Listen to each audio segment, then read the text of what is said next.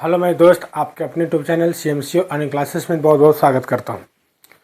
चलिए आपको बता दिया गया था कि क्लास 9 का बैच स्टार्ट हो चुका है और आपको सारा कॉन्सेप्ट, सारा संख्याओं के बारे में पूरा जानकारी दे चुके थे।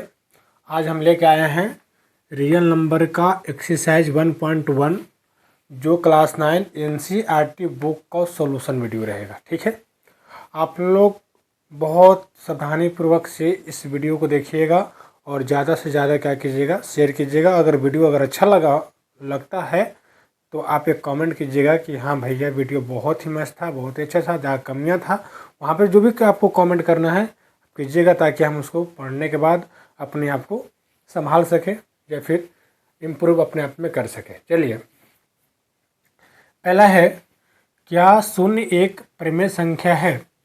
क्या इसे P/Q के रूप में लिख सकते हैं, जहां P और Q क्या है, पूर्णांक है और Q बराबर 0 नहीं है। चलिए सबसे पहले क्या कीजिए, हल करना है, हल कीजिए। हाँ भैया, क्या है शून्य एक परिमेय संख्या है। शून्य क्या है? शून्य एक परिमेय संख्या है। बोलेगा आप कैसे शून्य एक परिमेय संख्या कैसे है भैया, तो हमको ये बोलिए।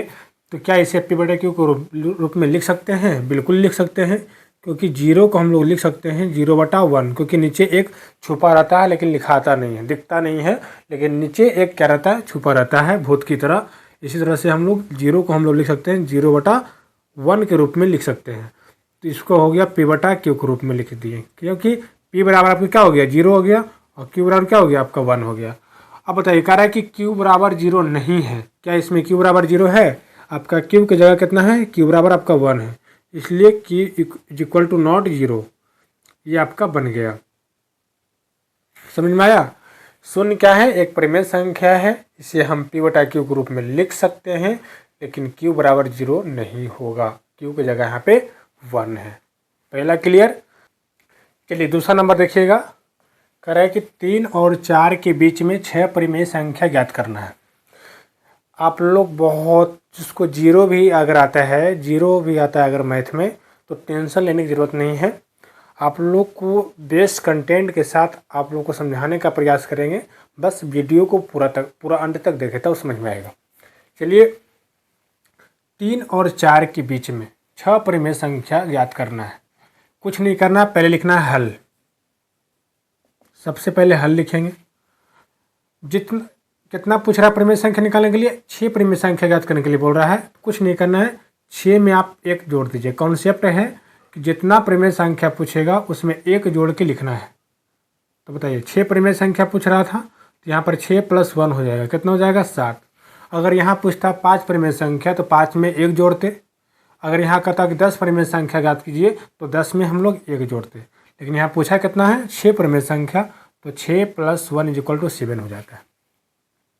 ये जो 7 हो गया, 7 को इस दोनों संख्याओं में ऊपर नीचे 7 से गुना करना है। क्या करना है, जैसे यहाँ पर 3 और यहाँ पे 4 है, तो जो 6 आया है, 7 आया है, ऊपर नीचे आप 7 से क्या कर दीजिए, इस संख्या में गुना कर दीजिए। दोनों संख्याओं में क्या कर दीजिए, 7 से गुना कर दीजिए। ठीक है ना, समझ में आ रहा है ना? तो जब गुना कीजिएगा तो 3 × 7 = 21 होता है, अब बट्टा में क्या हो जाएगा, 7। नीचे मतलब कुछ नहीं, नीचे 1 हो जाएगा, है ना। यहाँ पर हो जाएगा 4 × 7 = 28, बट्टा कितना हो जाएगा, 7। अतः 21/7 और 28/7 के बीच 6 परिमेय संख्या है।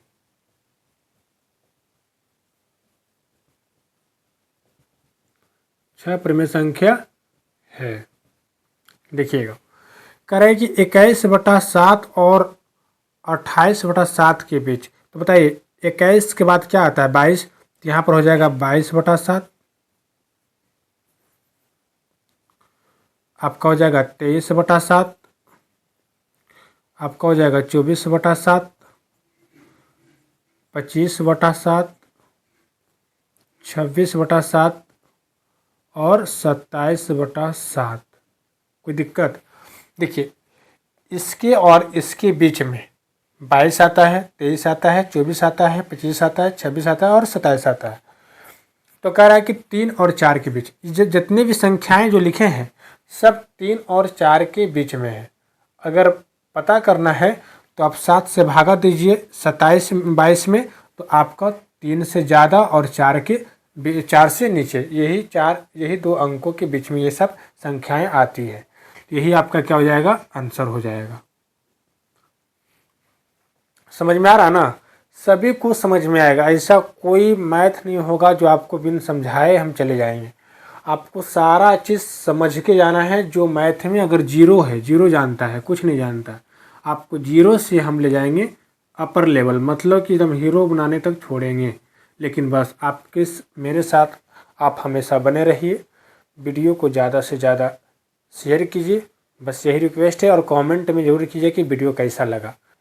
चलिए क्वेश्चन नंबर 3 देखिए। क्वेश्चन क्या है? 3/5 और 4/5 के बीच कितना परिमेय संख्या पूछा है? 5 परिमेय संख्या ज्ञात कीजिए। इसके दूसरा क्वेश्चन क्या था कि 6 परिमेय संख्या। तो क्या बोले थे? सबसे पहले लिखना है हल हम लोग कर रहे हैं। तो जितना पूछेगा, तो 5 परिमेय संख्या अगर पूछ रहा है तो 5 में क्या कीजिएगा? 1 आप जोड़ दीजिएगा। ये कॉन्सेप्ट है, अलग से हम अपने मन से नहीं बोल रहे हैं जोड़ने के लिए। ये कॉन्सेप्ट है मैथ का। जब परिमेय संख्या निकालना रहे 1 या 2 या 2 से ज़्यादा, तो जितना परिमेय संख्या पूछेगा आप उसमें 1 ऐड कर दीजिएगा तो 6 हो जाएगा। अब 6 जो है, तो ये दोनों संख्याओं में ऊपर नीचे 6 से गुना करना होगा। क्या करना पड़ेगा? दूसरा स्टेप है कि ये दोनों संख्याओं में ऊपर नीचे, मतलब अंश और हर में 6 से गुना कीजिएगा। तो 3/5 में क्या कीजिएगा? अंश और हर में क्या कीजिएगा? गुना कीजिएगा। एक 4/5 है, जिसमें भी आप ऊपर नीचे क्या कीजिएगा? 6 से गुना कीजिएगा। तो गुना करने पे कितना आएगा? 3 छक 18 होगा और 5 छक 30 होगा और 4 छक 24 और 5 छक 30। तो अतः 18/30 और 24/30 के बीच में जो संख्या होगा वही आपका 5 परिमेय संख्या ज्ञात हो जाएगा। तो 18/30 और 24/30 के बीच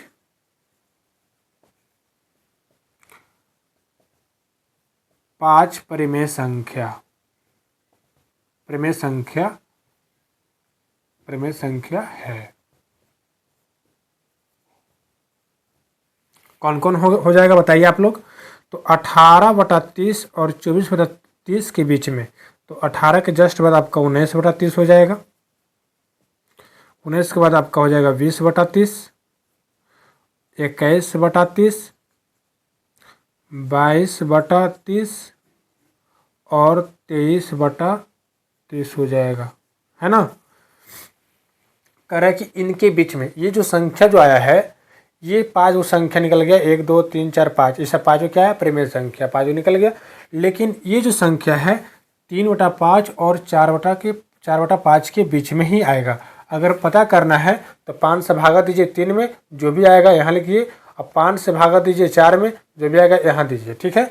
और 30 से भाग दीजिएगा 19 में, जो आएगा तो ये दोनों संख्याओं के बीच में ही आएगा। इसीलिए ये दोनों के बीच में जो 5 परिमेय संख्या आपका हो गया 19, 20, 21, 22, 23/30 हो गया। आई होप आप बहुत अच्छे से सीख रहे होंगे। चलिए तीसरा कंप्लीट हो गया। कुछ नहीं करना है, जितना परिमेय संख्या पूछेगा उसमें एक कॉन्सेप्ट लगता है, 5 में 1 जोड़ दिए तो 6 हो गया। और जो 6 जो आया है, आप ये दोनों संख्याओं में क्या कीजिएगा? ऊपर नीचे गुना कर दीजिएगा। यही किए हैं।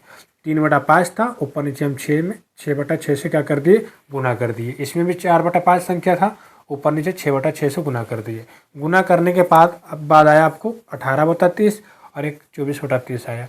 तो इनके बीच में कितना का गैपिंग जो है 18 और 24 के जो बीच में होगा वो आपका ये है 19/30, 20/30, 21/30, 22/30 और 23/30 है।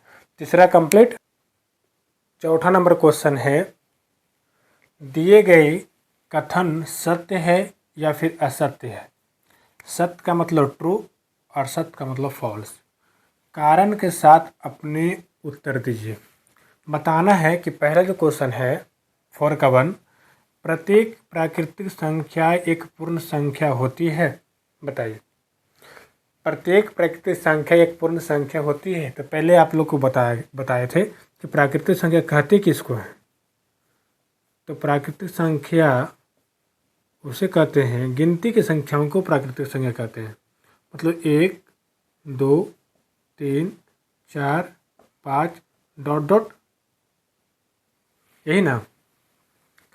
एक पूर्ण संख्या, तो पूर्ण संख्या भी आप लोग लिख लीजिए। पूर्ण संख्या बताए थे कि प्राकृतिक संख्या में अगर हम 0 को शामिल कर देते हैं तो यह पूर्ण संख्या बन जाता है। चलिए लिख लेते हैं 0 1 2 3 4 5 डॉट डॉट अनंत तक। अब क्वेश्चन क्या कर रहा है कि प्रत्येक प्राकृतिक संख्या एक पूर्ण संख्या होती है। सारा का सारा प्राकृतिक संख्या क्या पूर्ण संख्या में है? देख लीजिए, 1 2 3 4 5 से स्टार्ट हो रहा है प्राकृतिक संख्या। पूर्ण संख्या में क्या है? 1 2 3 4 है, बिल्कुल है। सारा का सारा जो प्राकृतिक संख्या है वो पूर्ण संख्या के अंदर है। इसका मतलब मेरा बात कहना सही हुआ कि ये सारा का सारा जो प्राकृतिक संख्या है एक पूर्ण संख्या होती है। तो इसका आंसर लिखिएगा सत्य है। क्या लिखिएगा? सत्य है ना, क्योंकि सारा का सारा जो प्राकृतिक संख्या है पूर्ण संख्या के अंदर में है। समझ में आ रहा है? सारा का सारा जो प्राकृतिक संख्या है पूर्ण संख्या के अंदर में है, इसलिए मेरा बात कहना सत्य है। बिल्कुल राइट, 110% राइट है कि सारा का सारा जो आपका प्राकृतिक संख्या है पूर्ण संख्या के अंदर में मतलब मौजूद है। अब है कि कारण क्या है, तो कारण लिखिएगा क्योंकि पूर्ण संख्या में सारा प्राकृतिक संख्या शामिल है। प्राकृतिक संख्या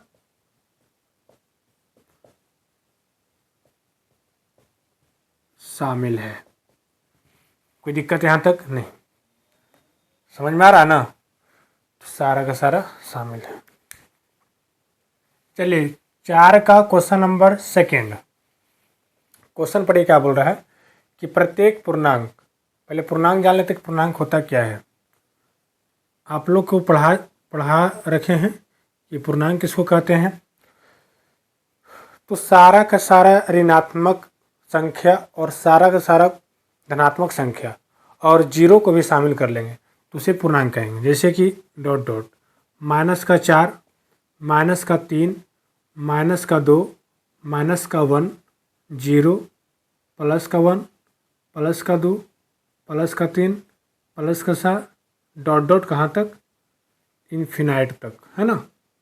तो पूर्णांक आप लोग को बता चुके हैं, पूर्णांक आप लोग याद भी रखे होंगे। और अभी आप लोग जो बता रहे हैं आप बिल्कुल दिमाग में सारा चीज़ आपको चल रहा होगा कि सही बात है कि सारा का सारा धनात्मक संख्या और सारा का सारा ऋणात्मक संख्या, मतलब धनात्मक और ऋणात्मक और 0 सब क्या है? पूर्णांक है। अब पूर्ण संख्या अभी ही बताए हैं आप लोग कि 0 से स्टार्ट होती है। 0 1 2 3 4 5 डॉट डॉट कहाँ तक? जहाँ तक अंत नहीं है, इन्फिनाइट। अब क्वेश्चन पढ़िए क्या बोल रहा है। कह रहा है कि प्रत्येक पूर्णांक क्या एक पूर्ण संख्या होती है? बताइए, सारा का सारा पूर्णांक क्या एक पूर्ण संख्या है? तो आप लोग क्या जवाब दीजिएगा? बताइए, उत्तर दीजिए, कमेंट में कीजिए। क्या ये सत्य है कि असत्य है? तो बोलिएगा सर, क्योंकि पूर्ण संख्या में आपका माइनस नहीं आता है तो ये कैसे हो जाएगा? सारा का सारा पूर्णांक पूर्ण संख्या कैसे होगा? तो ये नहीं होगा, क्योंकि पूर्णांक में माइनस आता है लेकिन पूर्ण संख्या में माइनस नहीं आता है। इसलिए आपका बात कहना क्या है? बिल्कुल 110% असत्य है। तो क्या हो जाएगा? असत्य है। कारण क्या है? तो कारण भी लिखिए।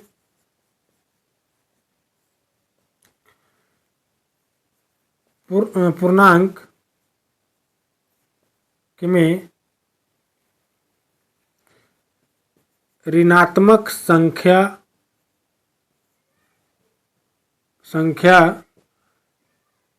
है, जबकि पूर्ण संख्या में एक भी संख्या ऋणात्मक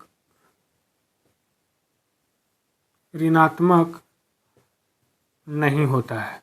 यही कारण है, क्योंकि पूर्णांक में क्या होता है, ऋणात्मक संख्या है, लेकिन पूर्ण संख्या में है ऋणात्मक संख्या। तो पूर्ण संख्या में एक भी संख्या आपका ऋणात्मक संख्या नहीं होता है, यही तो कहना है। तो समझ में आ गया। तो 4 का 2 आप लोग बहुत आसानी से समझ लिए होंगे।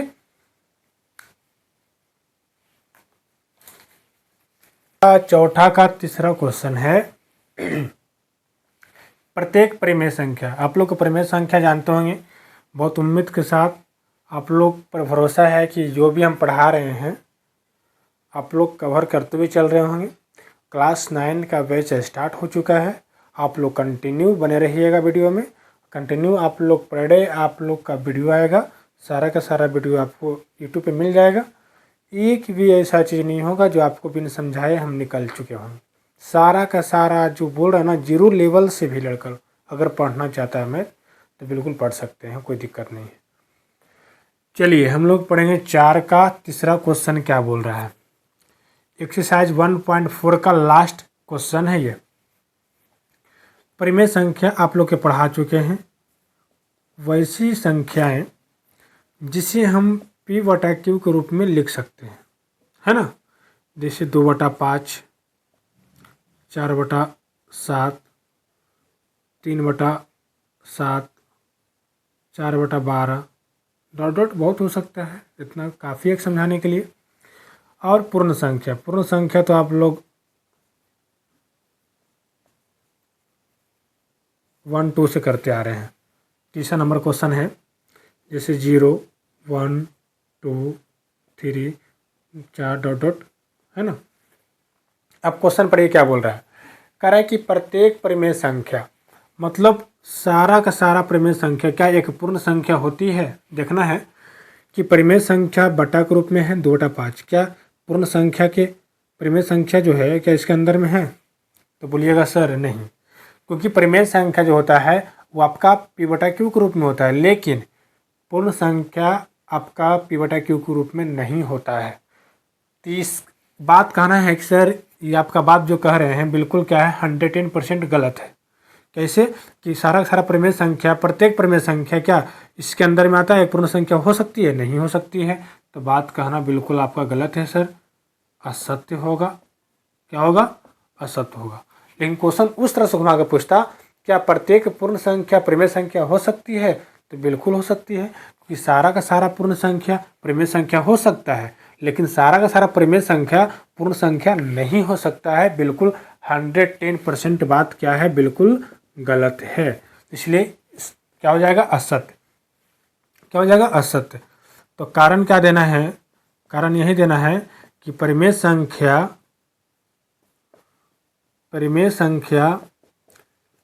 p/q के रूप में होता है, p/q के रूप में होता है, जबकि पूर्ण संख्या p/q के रूप में नहीं होता है। समझ में आया। ये आपका एक्सरसाइज 1.1 का था, ख़त्म हो चुका है। 1.1 में ओनली फॉर 4 क्वेश्चन थे। आपको बहुत ही जीरो लेवल से समझाने का कोशिश किए, सारा संख्या का ज्ञान पहले ही करवा चुके थे, इसलिए एक्सरसाइज 1.1 लाए थे। आई होप आप इसे अच्छे से पूरा वीडियो को देखे होंगे। अगर वीडियो अच्छा लगा होगा तो मुझे मोटिवेट कीजिए कमेंट करके, कमेंट बॉक्स में कमेंट कर दीजिएगा कि वीडियो कैसा लगा। आपसे यही उम्मीद करते हैं, विश्वास है मुझे कि आप लोग इस वीडियो को पूरा देखे होंगे और मुझे मोटिवेट कीजिए, ताकि और हम बेस्ट कंटेंट के साथ आपके पास वीडियो लाने का प्रयास करेंगे, ताकि जो मेरा क्लास 9 का जो बैच स्टार्ट हो चुका है, आप लोग को अगर पूरा तरह से बेस्ट कंटेंट के साथ, पूरा कॉन्सेप्ट के साथ अगर मैथ पढ़ लेते हैं तो क्लास 10th में आपको बहुत ही आसानी तरीक़ा से मैथ को समझ में आएगा। 50% अगर इसमें आप 100% अगर मुझे समय दे देते हैं 9th क्लास के मैथ पढ़ने में, तो आपको 10वां में 50 से 60% में ही आप खुद आधा समझ रहे होंगे, कोई समझाने की ज़रूरत नहीं पड़ेगा। आई होप आप इस वीडियो को पूरा देखे होंगे।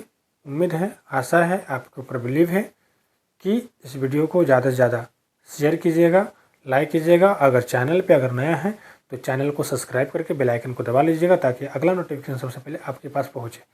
ओके, बाय, टेक केयर, जय हिंद।